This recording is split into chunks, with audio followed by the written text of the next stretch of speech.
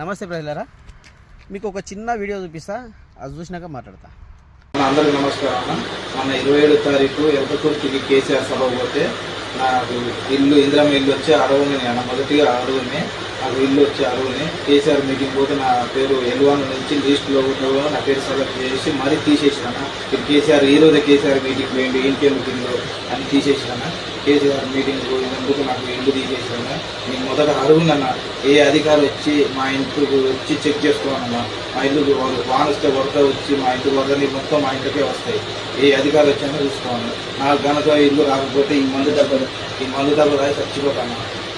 నాకు ఇల్లు రావాలి, మొదట అడుగు. చూసిరు కదా వీడియో.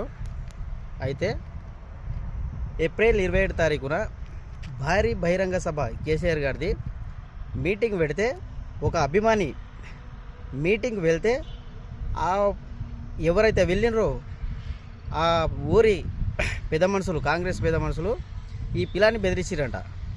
బెదిరిస్తే వాడు మందు డబ్బా పట్టుకొని సస్తా అంటుండు. అయితే నేనేం చెప్తున్నా అంటే, వాళ్ళు ఇండ్లు ఇచ్చేది లేదు, సచ్చేది లేదు. ప్రతి ఒక్క గ్రామ పంచాయతీకి 200 ఇండ్లు, 100 ఇండ్లు, 50 ఇండ్లు, 30 ఇండ్లు ఇస్తామని చెప్పేసి ప్రజలను మభ్యపెడుతున్నారు. ఎందుకంటే స్థానిక ఎన్నికల కోసం వాళ్ళు ప్రచారం చేసుకుంటారు, అంతేగాని ఒక్క ఇల్లుగిన ఇచ్చేది లేదు, సచ్చేది లేదు.